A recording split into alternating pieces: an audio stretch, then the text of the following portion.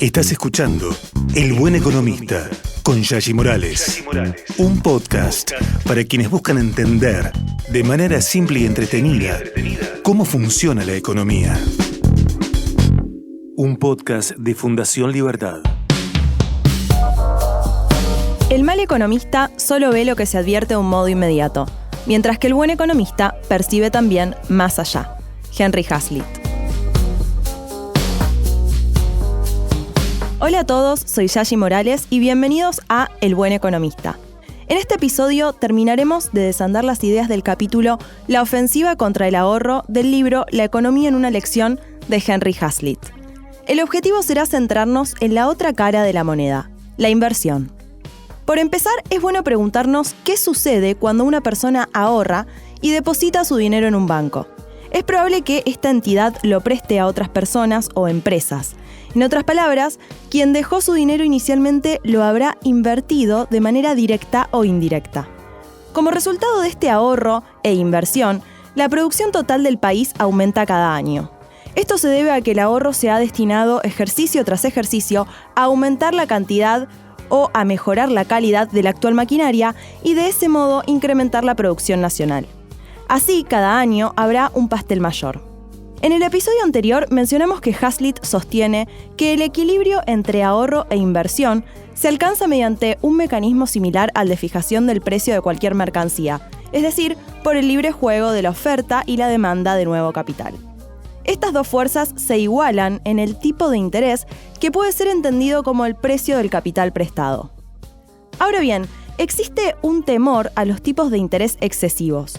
Muchas veces se afirma que si el interés es demasiado alto, la industria no obtendrá beneficio alguno al disponer de anticipos para su inversión en nuevas instalaciones y maquinarias. Esta dialéctica ha sido tan eficaz en las últimas décadas que los gobiernos han seguido en todas partes una política artificial de dinero barato. Quienes así razonan, movidos por su única preocupación de aumentar la demanda de capitales, se desentienden de las consecuencias que tal política pueda provocar sobre la oferta de capital. Una vez más, este es un ejemplo del error de prestar atención tan solo a los resultados de una política sobre un grupo de intereses determinado, menospreciando sus repercusiones sobre los restantes sectores. De este modo, si artificialmente se mantiene excesivamente bajo el tipo de interés en relación con el riesgo afrontado, el ahorro se paraliza y cesa el ofrecimiento de capitales a préstamo. Aquellos que abogan por una política monetaria de dinero barato imaginan que el ahorro se produce automáticamente sin que le afecte el tipo de interés. Mantener los tipos de interés artificialmente bajos produce iguales efectos que cuando se fija cualquier otro precio por debajo de su nivel natural de mercado. Incrementa la demanda y reduce la oferta. En este caso, aumenta la demanda de capital y disminuye la oferta de auténtico capital. Crea escasez y provoca perturbaciones y distorsiones de la economía. Es indudable que la reducción artificial del tipo de interés estimula la demanda de créditos y en consecuencia fomenta aventuras económicas de carácter especulativo, incapaces de sobrevivir cuando desaparecen las arbitrarias condiciones que motivaron su nacimiento. Por lo que a la oferta respecta, la reducción artificial del tipo de interés desalienta la normal tendencia al ahorro, conduciendo a una relativa escasez de capital real. A continuación hablaremos de este tema con Julián Josovich, máster en finanzas, periodista especializado en mercado de capitales y profesor universitario. Julián, bienvenido, muchas gracias por estar hoy con nosotros. Hola, Yashi, ¿cómo andás? Muchas gracias por el llamado. Un placer. Para comenzar, quisiera meterme en terreno pantanoso y traerte algunas frases que se suelen escuchar en torno al sistema financiero, en torno a la bolsa, y preguntarte cuál es tu opinión para que nos comentes. Por ejemplo, hay quienes piensan que la bolsa es una timba. ¿Qué nos puedes decir de esto? Bueno, a ver, está muy estigmatizado, ¿no? O, hablando también sobre los especuladores, o qué es una timba, o qué es un casino. Uno puede tratar al mercado de esa manera, pero también uno puede tratar al mercado, digamos, de una manera en donde se puede preservar el capital, los ahorros y que uno puede invertir también a largo plazo. Obviamente hay de todo, no hablo solo del mercado argentino, ¿no? Digamos, uno puede hablarlo también de lo que ocurre en Wall Street o en cualquier mercado financiero. Uno puede tomar al mercado desde ese punto de vista y actuar en consecuencia, apalancándose, invirtiendo por demás o haciendo plenos en una determinada inversión o en una determinada acción o lo que sea. Puede usarlo como una apuesta muy fuerte, y sí, uno podría pensarlo como si fuese un casino, que hiciste un pleno a un número, pero también ese mismo que no es, digamos, ahí donde surge quizás la especulación de fondo, pero ese mismo ámbito que es el mercado de capitales también sirve como canal para preservar el ahorro a largo plazo, para que las empresas y las compañías y el Estado o el sector público se pueda financiar y canalizar el ahorro hacia la inversión, y que quienes quieren acceder al mercado de capitales puedan encontrar activos que les permita a lo largo del tiempo preservar su capital y generar un crecimiento del mismo a largo plazo. Entonces, vos tenés las dos cosas. Es bueno que igual haya especuladores, porque en definitiva le dan profundidad, le dan volumen a los activos financieros, por lo cual los especuladores ocupan un rol fundamental en todo mercado, así que siempre son muy bienvenidos. Pero creo que está mal estigmatizar a la bolsa como un ámbito en donde fuese algo malo, todo lo contrario. En general tiene características muy buenas para el crecimiento de los países en el largo plazo. Así que, porque allí se puede desarrollar el crédito, el crédito y el ahorro en el mercado tienden a favorecer el crecimiento a largo plazo del país y de las sociedades. Así que todo lo contrario a hacer algo malo, el mercado de capitales es un ámbito que resuelve y simplifica muchas cosas para la sociedad. Ahora, también desde el punto de vista de la crítica, hay quienes dicen, bueno, para ganar en la bolsa, si ganaste plata es porque alguien del otro lado la perdió. Y un poco eso está conectado con la idea de que el mercado de capitales no genera valor, no crea valor. Ahí, ¿qué tenés para decirnos? Bueno, está mal analizarlo desde el punto de vista de que si yo compré un activo que cae, eso no necesariamente implica que alguien esté ganando, ¿sí? Si yo compré, no sé, Tesla en 100 y se fue a 50, no necesariamente alguien tiene que estar ganando lo que yo estoy perdiendo. Simplemente yo compré un activo que se depreció de su valor. Pero yo o al mismo, si yo estoy ganando, no le estoy sacando la ganancia, no me estoy quedando con la ganancia de otro, o con la pérdida del otro, ¿sí? Entonces, está mal analizarlo desde ese punto de vista. Digamos, los activos financieros fluctúan, tienen vida a través de los precios, a través del tiempo, y uno en definitiva invierte con el objetivo de poder preservar su capital o de hacer alguna especulación de corto y mediano plazo, pero de ninguna manera lo que uno gana se lo está quitando a otro, ¿no? Simplemente que si mañana el mercado cae y hay una pérdida en el valor total de las acciones, uno debería, suponete lo siguiente, suponete que sí, el mercado Wall Street cae y pierde, no sé, 2 trillones de dólares de su market cap global. ¿Y qué? ¿Hay gente que se hizo de 2 trillones de dólares? Y no, simplemente el mercado vale menos respecto a lo que valía en el pasado. Con lo cual no se tiende a analizar desde ese punto de vista, sino que digamos, uno compra activos que valen algo, y que en función de lo que van fluctuando, uno va ganando o va perdiendo, pero no le sacás nada a otro. Clarísimo. Déjame preguntarte ahora, para meternos de a poquito en cuestiones un poco más técnicas. Recién mencionabas acciones. ¿Cuáles son los instrumentos base a la hora de invertir para una persona que está queriendo empezar en esto, que dice, hay determinados instrumentos que yo tengo que conocer y saber cómo funcionan? ¿Cuáles son? Bueno, a ver, por ejemplo, mira, te doy un ejemplo. ¿Viste cuando fue el boom de las cripto, que ahora está un poco dormido, ¿no? Sí. Vos encontrabas que mucha gente que nunca había invertido en el mercado de capitales arrancaba por las cripto. Uh-huh. Y las cripto son un activo altamente volátil, ¿no? Entonces, son altamente volátiles, con lo cual se caía un poquito las cripto y ya se asustaban o no tenían el ejercicio de invertir en activos financieros y de transitar la volatilidad. Entonces, me parece que antes de llegar a activos muy volátiles, uno debería transitar una experiencia en el mercado de capitales. Entonces, ¿cómo uno generalmente debería transitarlo? Bueno, primero fíjate de comprar un bono de alguna compañía o que tenga poca volatilidad o digamos, o una letra descuento, y fíjate cómo funciona el mercado.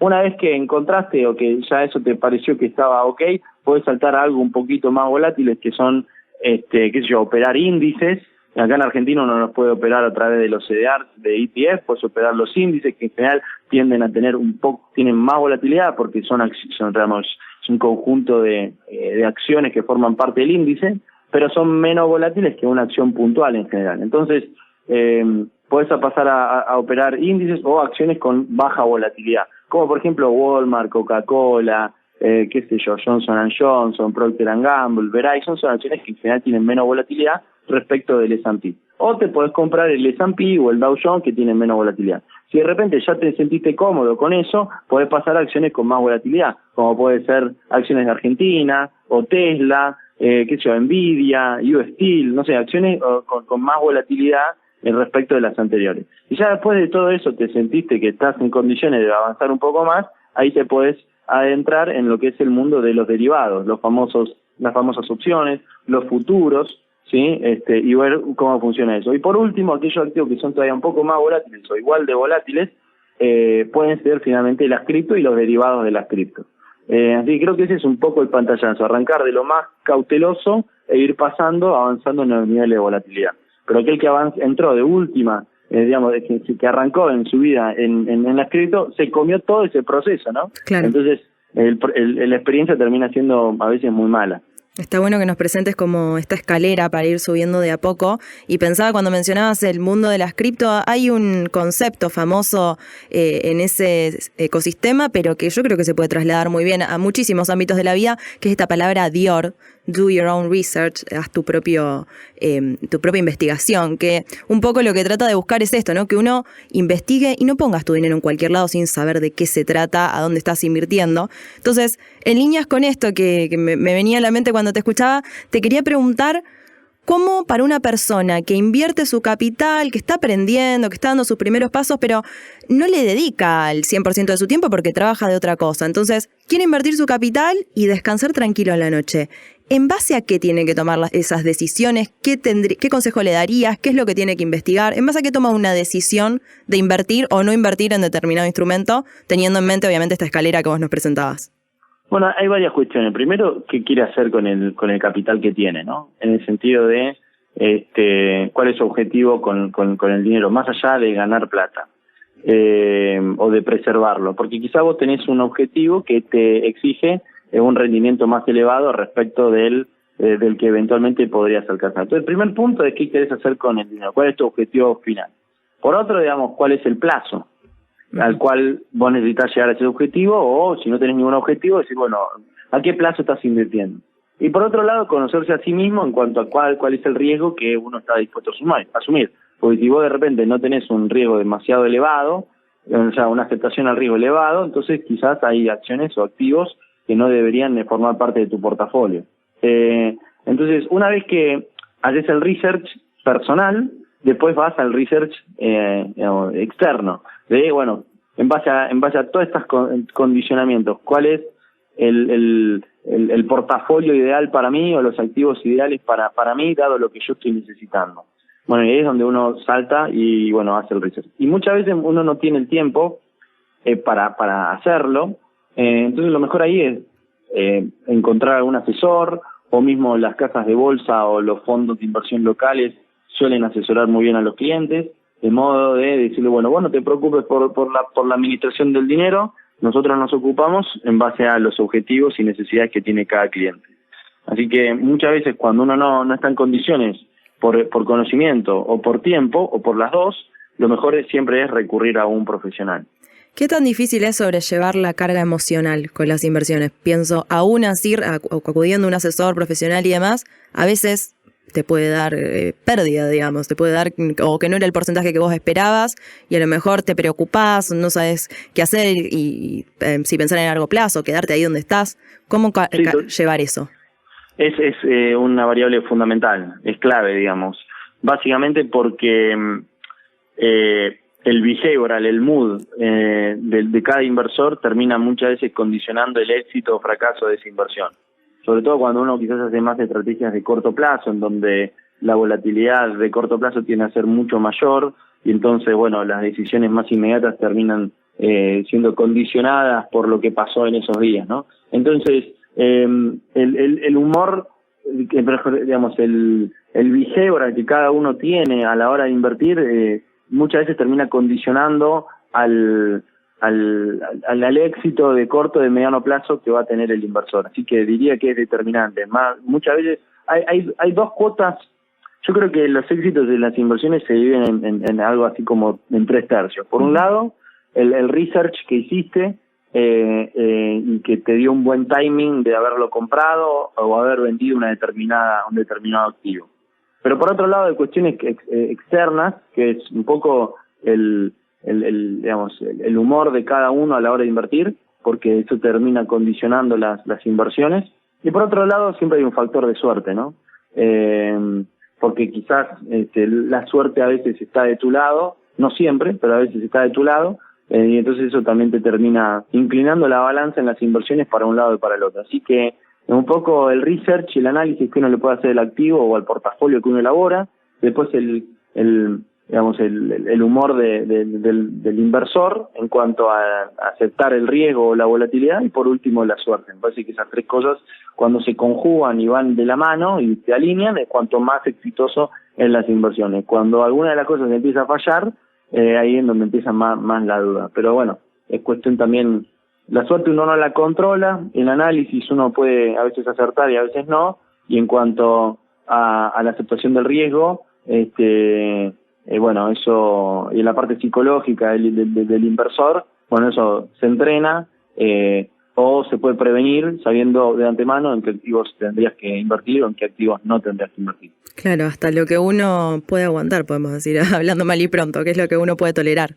de esa incertidumbre. Claro, exactamente, ahí directamente. Estaba pensando en el caso de un contexto macroeconómico inestable o un contexto de alta incertidumbre, si puede haber ventajas, porque pensaba en esta frase de grandes crisis traen grandes oportunidades, que no sé si aplica para la bolsa o para el sistema financiero en general, digamos. ¿Qué pensás de esto? Sí, en general las grandes crisis traen grandes oportunidades. Fíjate la crisis del 2008, la crisis de la .com, la crisis de la pandemia, la crisis del 74, la crisis del 30. Siempre, digamos, el mercado se recupera de las crisis. El tema es durante cuánto tiempo tarda en recuperarse, pero siempre se recuperó. El crash del 87. Entonces, el más reciente fue el tema de la pandemia o del 2000 o del año pasado, ¿no? Porque 2022 el Nasdaq cayó casi 40%. Y sin embargo ya hoy gran parte de las acciones de Nasdaq que se han recuperado tocando máximos históricos, ni más lejos, no sé, vos tenés a Apple, Microsoft, Nvidia, todas tocando máximos históricos. Entonces, las crisis son una oportunidad en su gran mayoría de las veces. No así, y depende de qué mercado. Una cosa es hablar de Estados Unidos y una cosa es hablar de Argentina. Argentina vale $880. Estamos en el mismo valor que los 90. Entonces, Brasil está en los mismos valores voló y después volvió a caer, después volvió a subir y está prácticamente en los mismos valores también de digamos 2010, 2012, 2006, 2006. Digamos, en general estamos en valores, digamos, en emergentes. Algunos mercados lo pueden capturar mejor, otros peor. Pero creo que si nos enfocamos en Estados Unidos, yo sí creo que las grandes caídas o las grandes crisis son una oportunidad, porque Estados Unidos se sabe reinventar permanentemente y el mercado es una fuente de valor para los americanos en forma permanente. Entonces, yo creo que sí, pero en Estados Unidos en particular. En el resto de los mercados no lo creo tanto, y en Argentina tampoco, no lo creo tampoco. Déjame preguntarte, porque este es un tema que hemos mencionado en la introducción, Henry Hazlitt lo trabaja bastante, que es acerca de la tasa de interés. Quiero que nos expliques brevemente, si nos podés decir, cómo repercute una tasa de interés real negativa o una tasa de interés real positiva en la economía. ¿Qué efectos trae cualquiera de esos dos casos? Bueno, a ver, cuando la tasa de interés hay una carrera nominal, siendo por ejemplo Argentina, en donde compiten distintas variables nominales en Argentina, que son la tasa de interés que pagan los activos en pesos, la inflación, que aquel que está en pesos se ve, digamos, erosionado el valor de su capital a causa de la inflación. Uno no se da cuenta, pero claramente perdés valor de ahorro si no haces nada. Y después la devaluación, que es lo mismo, si vos te quedas en pesos, perdés valor contra el tipo de cambio. Entonces, es una carrera nominal a ver cómo proteges tus activos contra toda esa carrera nominal. Cuando la tasa de interés no le gana a la inflación, vos tenés una tasa de interés nominalmente positiva, pero que esa positividad no permite compensar del todo la mayor inflación que vos tenés. Uh-huh. Entonces, si vos te paga 10 un activo, pero tenés una inflación del 15, bueno, tenés se mide ex ante o ex post, digamos, hay distintos tipos de tasa de interés real, pero bueno, suponete, tenés en el mismo momento una inflación del 10 y una tasa del 10 y una inflación del 15, bueno, con la tasa no le estás ganando. Claro. Entonces, lo que te termina generando ahí es un efecto negativo en la macro, en donde los inversores no se quieren quedar en pesos y buscan otros activos para preservar el valor del capital. Entonces, eso te termina desembocando en una nominalidad más alta, en el sentido de que probablemente esos flujos terminen yendo al tipo de cambio, por ejemplo. Entonces tenés una carrera más alta entre lo que es la devaluación y la inflación. El Banco Central, que no quiere que los pesos fluyan hacia el tipo de cambio, lo que hace es ofrecerle una zanahoria más grande a los inversores. Entonces, bueno, si tenemos una inflación del 15, para que no sea tan negativa, entonces te doy más tasa. Entonces, esa mayor tasa lo que te termina generando es que, bueno, compite mejor contra el tipo de cambio. Entonces, los inversores dicen, bueno, está bien, ahora que con esta tasa equiparo la inflación, entonces me quedo en tasa. Pero ¿cuál es el lado negativo? Que si subir la tasa es una política monetaria contractiva. O sea que el riesgo está en enfriarte la economía. Claro. Y entonces se arma todo un círculo vicioso en donde la misma carrera nominal para detenerla se hace cada vez más difícil. En el medio la economía va en retroceso porque no se puede activar la macro con niveles de tasa de interés tan alta, con un nivel de inflación tan alta y la carrera nominal tan acelerada. Y en todo eso hay un deterioro permanente de las expectativas, porque si uno quiere invertir, en Argentina se invierte en pesos. ¿Cómo sabes vos a qué invertir si no sabés cuál va a ser la inflación de mañana, si se va a poder controlar o no, dónde va a estar el tipo de cambio? Entonces, el hecho de que sea tasa de interés real negativa complica la generación de expectativas. Cuando vos tenés otros países en donde la tasa de interés es positiva, como el caso de Brasil, tienen resuelto gran parte de los problemas, porque los inversores casi que no les importa lo que pase con el tipo de cambio, confían en la moneda, y si confían en la moneda pueden vender sus dólares y volcarlos en la economía real. Si los vuelcan en la economía real generan empleo y generan crecimiento a largo plazo, solamente controlando la tasa de interés real, y que entonces la inflación de alguna manera va a estar controlada. Para que la tasa de interés sea positiva en términos reales, la inflación tiene que estar controlada. Si los agentes confían en que la inflación va a estar controlada, entonces eso derrama sobre la macro un escenario de expansión económica. Cuando es lo opuesto, se derrama un escenario de deterioro en la macro. Y eso es lo que sufrimos los argentinos, y que en otros países tienen mucho más resuelto el problema inflacionario. Clarísima la explicación, Julián. Déjame que te pregunte, estamos ya llegando al final del episodio, pero antes quiero saber qué pensás, cómo estamos en términos de sociedad, en términos educativos, cuánto nos falta, comparando, recién lo mencionabas a Brasil, comparando con países de la región o países similares al nuestro, en términos de educación financiera. ¿Cuánto nos falta? ¿Qué tan atrasados estamos? ¿Qué tan a la par o adelantados? ¿Qué opinión tenés en base a esto? Bueno, yo tengo ahí una opinión un poco más crítica. Yo no creo que estemos tan mal desde el punto de vista yo creo que no hay educación financiera, pero hay mucho ejercicio financiero. ¿Por qué? Porque la macro argentina es tan desafiante que aquel que no hace nada o que no le busca una vuelta de tuerca a la situación se vuelve un cocodrilo. Entonces, la macro te exige a tener vos un ejercicio, una flexibilidad desde el punto de vista financiero que quizás otros en otros países no tendrían. Eso no significa que los argentinos estemos educados financieramente, porque quizás muchos no saben cómo funciona, no sé, o un plazo fijo, o qué significa la inflación para ellos, o quizás solo saben lo que es un plazo fijo y no saben qué otras opciones en el mercado hay, o qué significa que el Banco Central suba la tasa, etcétera, ¿no? Entonces quizás hay desconocimiento del lado conceptual, pero me parece que desde el lado del ejercicio hay un desarrollo gigantesco, porque hoy desde una verdulería, una ferretería, una farmacia, un kiosco, necesitas un ejercicio financiero muy, pero muy afinado para que tu negocio siga funcionando. Porque con la inflación que tenés, con la aceleración de los precios que tenés, con los costos que se te desvían permanentemente, necesitas encontrar herramientas para que tus activos no se deprecien de valor en forma permanente. Que ese ejercicio me parece que quizás no deben tener tanto un suizo, por ejemplo.